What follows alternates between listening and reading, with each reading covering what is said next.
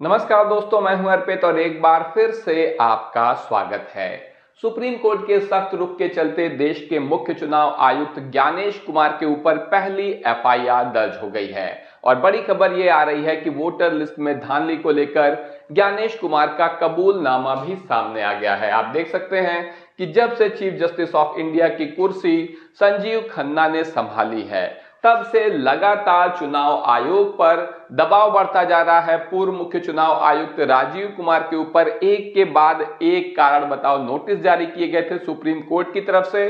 वहीं ज्ञानेश कुमार ने सभी को चौंकाते हुए वोटर लिस्ट में धांधली को लेकर जो आरोप लग रहे थे उस पर अपना कबूलनामा जारी किया है। और इतना ही नहीं, इन्होंने राजीव कुमार के फैसले को पलट भी दिया है। जी हां, ये बहुत ही चौंकाने वाली खबर है। आप देख सकते हैं, अमर उजाला की खबर है ये। इलेक्शन कमीशन ने कहा है कि अब किसी भी मतदान केंद्र पर नहीं होंगे 1200 से अधिक मतदाता। यहां पर चुनाव आयोग ने यह फैसला लिया है और इस तरीके से पूर्व मुख्य चुनाव आयुक्त राजीव कुमार के फैसले को पलट दिया गया है, क्योंकि महाराष्ट्र और झारखंड विधानसभा चुनाव के समय चौंकाते हुए राजीव कुमार ने 1200 से बढ़ाकर हर बूथ पर वोटरों की संख्या 1500 कर दी गई थी। इसमें बहुत सारी तकनीकी समस्याएं भी थीं और जब यह मामला खुलकर सामने आया तो सुप्रीम कोर्ट में याचिका दायर की गई। तब सीजेआई खन्ना ने खुद इस मुद्दे को संभाला और खुद सुनवाई करते हुए उन्होंने पूछा कि क्या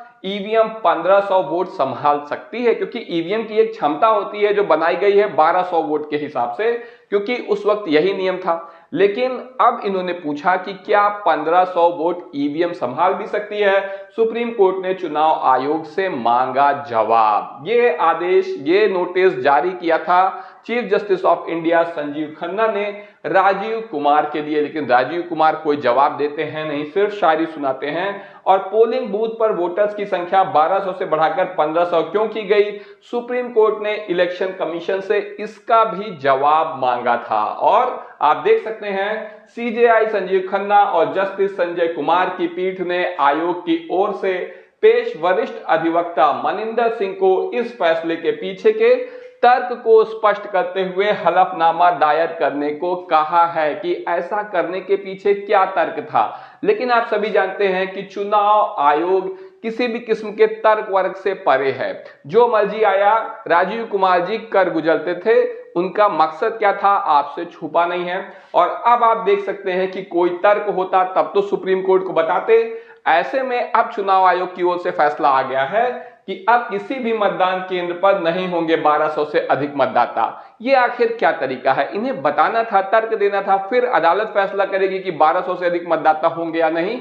लेकिन उस जवाब को पूरी तरह से टाल गए हैं, अपना कोई तर्क नहीं बताया कि हमने क्यों 1500 कर दिया, और कह रहे हैं कि अब आगे से नहीं करेंगे, अब 1200 से अधिक मतदाता नहीं होंगे। आपको अपना तर्क रखना चाहिए था चुनाव आयोग ने, लेकिन कोई भी तर्क बताने के बजाय अब बता दिया है कि आगे से 1200 मतदाता ही रहेंगे हर बूथ पर। इतना ही नहीं, आप देख सकते हैं महाराष्ट्र चुनाव में 6 बजे के बाद पड़े थे 76 लाख वोट। 6 बजे वोटिंग समाप्त हो जाती है, जो लोग लाइन में लगे होते हैं सिर्फ वही वोट दे सकते हैं।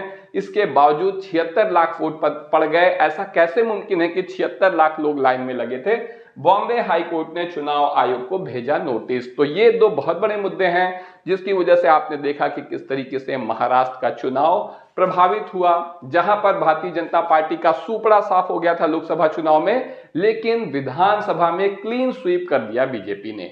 तो इस तरह से सुप्रीम कोर्ट का दबाव लगातार चुनाव आयोग पर बढ़ता जा रहा है और चुनाव आयोग ने अब राजीव कुमार के उस आदेश को ही पलट दिया है। कह रहे हैं कि आगे से 1500 नहीं, अब 1200 ही वोटर रहेंगे।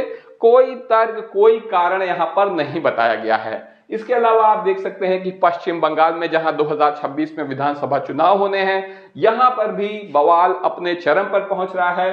ममता बनर्जी ने वोटर लिस्ट में छेड़छाड़ पर आरोप लगाया है, डायरेक्ट इलेक्शन कमीशन के ऊपर, भाजपा या किसी पार्टी के ऊपर नहीं, सीधा इलेक्शन कमीशन पर आरोप लगा दिया। और यह आरोप है यूपी, आप समझिए, एपिक नंबर को लेकर। एपिक नंबर क्या होता है? हर वोटर आईडी में ये ऊपर एक यूनिक नंबर होता है और इसी को लेकर कहा ममता बनर्जी ने कि 2 वोटर का एक एपिक नंबर कैसे हो सकता है। चुनाव आयोग पर ममता बनर्जी ने गंभीर आरोप लगाए कि चुनाव आयोग के दफ्तर में बैठकर वोटर लिस्ट से छेड़छाड़ हो रही है, ये सारी बेईमानी हो रही है, जिसके जवाब में पहली बार चुनाव आयोग का कबूलनामा आया, पूरा लेटर जारी करके, आपको प्रेस रिलीज जारी करके ये कबूलनामा दिया। और इसमें आप देख सकते हैं कि क्या कह रहे हैं चुनाव आयोग। अभी इसमें खास बात क्या है ये मैं आपको इसके बाद बताता हूं। वो फर्जी नहीं है, यानी कि चुनाव आयोग कह रहा है कि ये जो एक से अधिक एपिक नंबर सेम है वो फर्जी नहीं है। वोटर लिस्ट को लेकर ममता बनर्जी के सवालों पर चुनाव आयोग ने दिया जवाब। लेकिन सबसे कमाल की बात है कि अब अपने इस जवाब से जो प्रेस रिलीज करके उन्होंने जारी किया था उससे ही चुनाव आयोग पलट गया है। निश्चित रूप से इस वक्त ज्ञानेश कुमार को देखकर नीतीश कुमार भी शर्मा रहे होंगे। क्यों शर्मा रहे होंगे? क्योंकि प्रेस रिलीज करके जो जवाब जारी किया उससे ही पलट गए हैं। आप क्या कह रहे हैं आइए मैं आपको दिखाता हूं। आप कह रहे हैं कि ममता बनर्जी के आगे झुक गया है चुनाव आयोग, आ गया है आदेश। न्यूज 18 की आप खबर देख सकते हैं, ऐसे खत्म होगा एपिक नंबर विवाद। एपिक नंबर विवाद अब कैसे खत्म होगा आप देखिए। पैन कार्ड के बाद अब वोटर आईडी भी आधार से होगी लिंक, यानी अब वो पुराना वाला एपिक नंबर कैंसिल। अब वोटर आईडी कार्ड जो है वो भी पैन कार्ड की तरह आधार से लिंक होगा। चुनाव आयोग की 18 मार्च को इसे लेकर बैठक होनी है। तो अब आप देख सकते हैं कि ये जो पूरा कबूलनामा आया था, प्रेस रिलीज का भारी भरकम तामझाम आया था, अब चुनाव आयोग इसी से पलट गया है। आप कह रहे हैं कि अब हम आधार से लिंक करेंगे वोटर आईडी को। सबसे कमाल की बात यह है कि महमूद प्राचार सुप्रीम कोर्ट के वकील हैं, इन्होंने ज्ञानेश कुमार के ऊपर, जो कि भारत के मुख्य चुनाव आयुक्त हैं, इनके ऊपर एफआईआर दर्ज कर दी है। यही वजह है कि जो जबरदस्त पलटी मारी है चुनाव आयोग ने, उसके पीछे मुख्य वजह यही है।